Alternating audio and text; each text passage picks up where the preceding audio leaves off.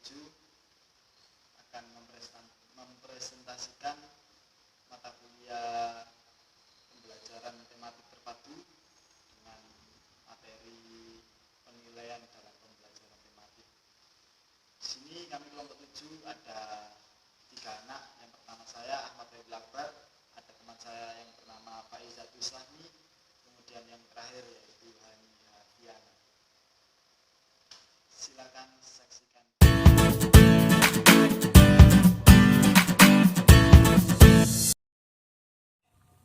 Halo teman-teman, di sini saya akan menjelaskan tentang 3 komponen, yaitu pengertian penilaian otentik, ciri-ciri penilaian otentik, dan prinsip penilaian otentik. Yang pertama, kita akan membahas tentang pengertian penilaian otentik. Tapi sebelum kita lanjutkan pengertian penilaian otentik, baiknya kita harus tahu apa sih penilaian itu, ya bukan? Ya, mungkin teman-teman sudah tahu, sudah mengira kan? Pengertian penilaian. Di sini saya menjelaskan menurut Gunandar. Beliau memaparkan bahwa penilaian adalah suatu kegiatan di dalamnya menilai siswa yang dimana menekankan pada apa yang harus dinilai, baik proses atau hasil dengan berbagai instrumen penilaian yang disesuaikan dengan tuntunan kompetensi. Jadi, penilaian itu suatu kegiatan guru di mana itu menilai siswa mulai dari proses, hasil, praktek belajar siswa. Dan itu tuh biasanya menggunakan berbagai alat penilaian yang sesuai dengan tuntunan kompetensi. Selanjutnya yaitu pengertian penilaian otentik.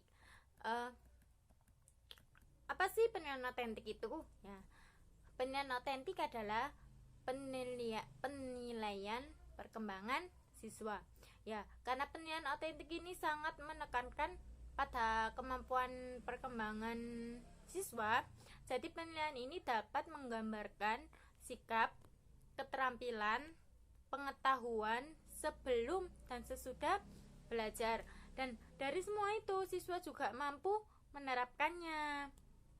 Jadi intinya penilaian otentik itu menilai keseluruhan dari pembelajaran, bukan hanya menilai biasanya kebanyakan tuh ada yang nilai hanya hasil tes gitu aja, tapi bukan. Penilaian otentik ini menilai semua hasil belajar. Nah, walaupun itu penilaian sesudah, sebelum, dan proses belajar. Oke, selanjutnya yaitu kita bahas tentang ciri-ciri penilaian otentik. Ya, ciri-ciri penilaian otentik di sini ada 5. Yang pertama yaitu harus mengukur semua aspek pembelajaran. Artinya apa sih? Ya, di sini sudah saya jelaskan dalam pengertian tadi bahwa penilaian otentik itu tidak hanya menilai hasil tes saja, tidak, tapi menilai sikap dan perkembangan siswa sebelum, sesudah, dan saat proses pembelajaran. Yang kedua yaitu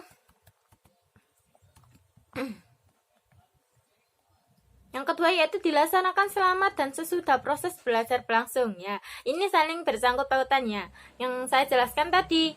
Jadi penilaian otentik itu tidak harus menilai saat akhir aja, tapi kita juga harus menilai sesudah, sebelum, dan saat proses pembelajaran. Ya, yang ketiga yaitu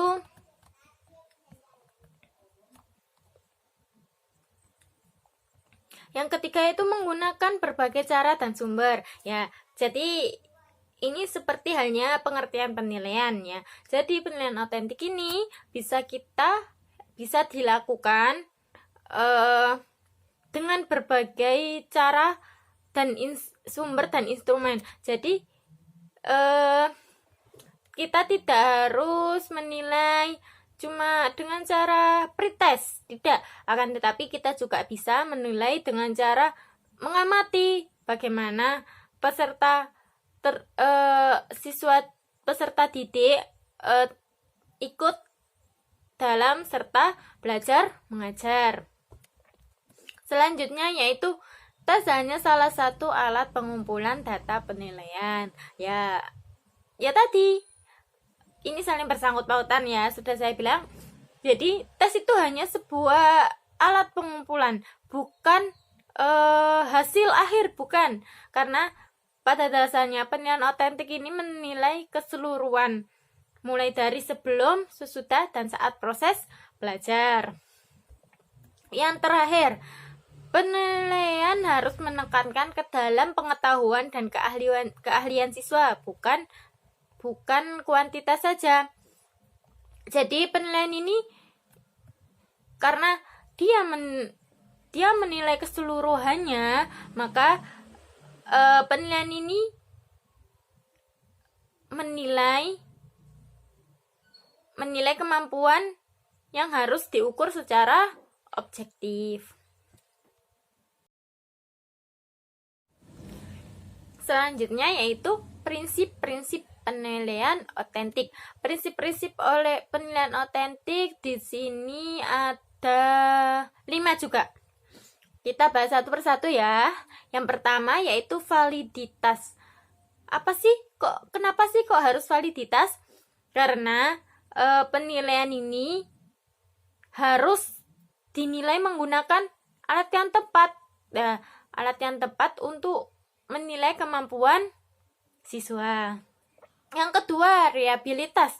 Kenapa harus reliabilitas? Ya, reliabilitas ini berkaitan dengan konsistensi hasil penilaian. Nah, penilaian yang pasti dapat membuat perbandingan yang pasti dan memastikan konsistensinya. Reliabilitas ini maksudnya kita itu penilaiannya itu kalau membandingkan satu dengan satu, kalau emang perbandingannya itu sama, berarti itu sudah real. Reliabilitas berarti itu sudah pasti. Yang kedua yaitu menyeluruh. Ya, ini tadi bahwa pada dasarnya penilaian otentik itu tidak harus menilai tidak hanya menilai hasil dari tes saja, akan tetapi menilai keseluruhan dari siswa tersebut, mulai dari proses sebelum dan sesudah belajar. Yang keempat yaitu berkesinambungan. Nah, penilaian itu dilakukan secara terencana, bertahap, dan berkesinambungan untuk menggambarkan kemampuan siswa dalam kurun waktu tertentu. Jadi guru tidak seenaknya harus menilai, tidak, akan tetapi penilaian itu sudah tertata dengan rapi, bertahap, dan saling berhubungan. Dan karena penilaian itu ada batasnya ya, jadi harus semua itu terencana dengan baik. Yang terakhir yaitu objektif. Ya, penilaian harus dilakukan objektif. Untuk itu, penilaian harus adil, terencana, dan menerapkan kriteria yang jelas dalam penilaian.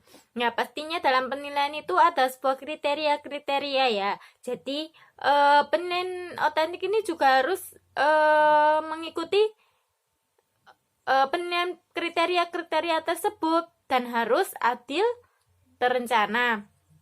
Tidak seenaknya sendiri guru, tidak, karena itu sudah ada tuntunannya, sudah ada tahap-tahapnya.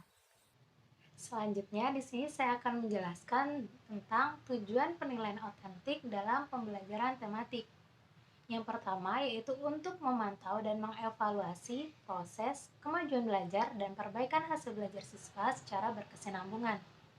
Yang kedua, penilaian hasil belajar oleh standar pendidikan bertujuan untuk menilai pencapaian SKL atau standar kompetensi lulusan di semua mata pelajaran. Yang ketiga, penilaian hasil belajar oleh pemerintah itu bertujuan untuk menilai pencapaian kompetensi lulusan secara nasional di mata pelajaran tertentu. Yang keempat yaitu bertujuan untuk mengetahui kemampuan belajar siswa. Jadi sejauh mana siswa paham akan materi pelajaran yang telah dipelajari. Yang kelima yaitu untuk mengukur atau mengetahui keberhasilan dari proses suatu pembelajaran. Yang keenam sebagai tindak lanjut, yang artinya guru dapat mengetahui tindak lanjut yang akan dilakukan. Yang ketujuh yaitu untuk memberi pertanggungjawaban kepada pihak-pihak yang berkepentingan seperti orang tua, agar orang tua mengetahui kemampuan yang dimiliki oleh anaknya. Selanjutnya adalah manfaat dari penilaian otentik dalam pembelajaran tematik.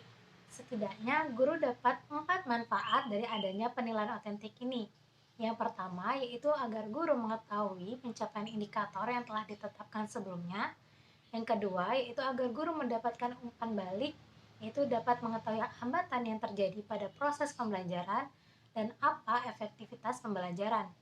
Yang ketiga yaitu agar guru mengetahui gambaran dari peserta didik, jadi dari aspek sikap, pengetahuan, dan keterampilan yang dimiliki. Yang keempat yaitu agar guru menjadikan acuan penilaian otentik ini sebagai rencana tindak lanjut, yaitu dapat memberikan remedial kepada siswa yang nilainya di bawah KKM dan memberikan pengayaan pada siswa yang nilainya ada di atas KKM. Adapun keunggulan penilaian otentik dalam pembelajaran tematik, yang pertama yaitu dapat dilakukan secara langsung. Yang kedua, siswa memiliki kesempatan untuk mengkonstruksi hasil belajarnya. Yang ketiga, kegiatan pembelajaran terintegrasi menjadi satu paket. Yang keempat, yaitu siswa memiliki kesempatan untuk menampilkan hasil belajarnya. Di sini saya akan menjelaskan terkait komponen penilaian autentik. Jadi yang pertama ada tugas kinerja atau yang disebut performance task, kemudian ada rubrik performansi, kemudian yang ketiga cara penilaian. Jadi untuk yang pertama ini tugas kinerja, yaitu suatu tugas yang berisi topik, standar topik, deskripsi tugas, dan kondisi penyelesaian tugas. Kemudian yang kedua ada rubrik performansi atau yang dikenal performance rubrik, yaitu suatu rubrik yang berisi komponen-komponen suatu performansi ideal dan deskriptor dari segi komponen tersebut. Kemudian yang ketiga yaitu cara penilaian. Jadi di sini ada 3 cara penilaian kinerja. Yang pertama ada holistic scoring, kemudian ada analytic scoring, kemudian yang ketiga primary scoring. Jadi yang pertama holistic scoring yaitu penilaian skor berdasarkan impresi penilaian secara umum terhadap kualitas performansi. Kemudian yang kedua analytic scoring yaitu pemberian skor terhadap aspek-aspek yang berkontribusi terhadap suatu performansi. Kemudian yang terakhir yaitu primary scoring, yakni pemberian skor berdasarkan beberapa unsur dominan dari suatu performansi. Selanjutnya, di sini saya akan menjelaskan tentang teknik dan instrumen penilaian otentik dalam pembelajaran tematik. Di sini, dalam penilaian otentik itu ada 3 ranah yang dinilai. Yang pertama adalah penilaian kompetensi sikap, yang kedua ada penilaian kompetensi pengetahuan, yang ketiga ada penilaian kompetensi keterampilan. Yang pertama itu penilaian kompetensi sikap, yaitu kegiatan yang dilakukan oleh guru dalam menilai sikap siswa. Itu dengan menggunakan observasi, penilaian diri, penilaian antar siswa, dan jurnal penilaian. Observasi yaitu teknik yang digunakan oleh guru dalam mengamati perilaku siswa baik secara langsung maupun tidak langsung dengan menggunakan pedoman observasi yang di dalamnya terdapat indikator-indikator perilaku yang akan dinilai. Yang kedua yaitu penilaian diri, di mana teknik ini guru meminta siswa untuk menilai dirinya, menilai kekurangan atau kelebihan yang ia miliki dalam pencapaian kompetensi dengan menggunakan pedoman penilaian diri yang telah guru sediakan. Yang ketiga yaitu penilaian antar teman, yaitu dengan cara meminta siswa untuk saling menilai antar temannya dengan menggunakan pedoman penilaian antar teman. Yang keempat yaitu ada jurnal penilaian, yaitu berupa catatan yang dibuat oleh guru baik di dalam kelas maupun di luar kelas, yang di dalamnya terdapat sikap dari peserta didik. Selanjutnya yaitu penilaian kompetensi pengetahuan, yaitu kegiatan yang dilakukan oleh guru untuk mengukur atau menilai pengetahuan atau penguasaan materi yang didapat oleh siswa selama proses pembelajaran berlangsung.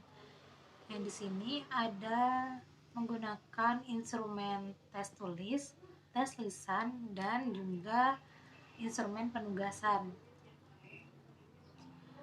Dalam instrumen tes tulis ini itu berupa soal pilihan ganda, esai, soal menjodohkan, benar salah, uraian yang dilengkapi dengan pedoman penskoran. Lalu yang kedua ada instrumen tes lisan, yaitu berupa daftar pertanyaan yang telah dibuat oleh guru yang nantinya dijawab oleh siswa secara lisan. Yang ketiga ada instrumen penugasan, yaitu berupa pekerjaan rumah atau PR yang dikerjakan secara individual maupun kelompok yang sesuai dengan karakteristik tugas. Hingga ada penilaian kompetensi keterampilan, yaitu kegiatan yang dilakukan oleh guru untuk mengukur kemampuan siswa dalam menerapkan pengetahuannya dalam melakukan tugas tertentu, itu dengan tes praktik, proyek, dan penilaian portofolio. Tes praktik itu penilaian yang membutuhkan respon berupa keterampilan melakukan suatu kegiatan atau perilaku sesuai dengan tuntutan kompetensi. Yang kedua ada proyek, yaitu meliputi tugas aktivitas perancangan, pelaksanaan, dan pelaporan secara tertulis maupun lisan dalam waktu tertentu. Kalau penilaian portofolio yaitu dengan cara menilai kumpulan seluruh karya siswa dalam bidang tertentu untuk mengetahui minat, kreativitas, perkembangan, dan prestasi siswa. Jadi, portofolio yang dibuat itu harus berbentuk tindakan nyata yang mencerminkan kepedulian peserta didik terhadap lingkungannya.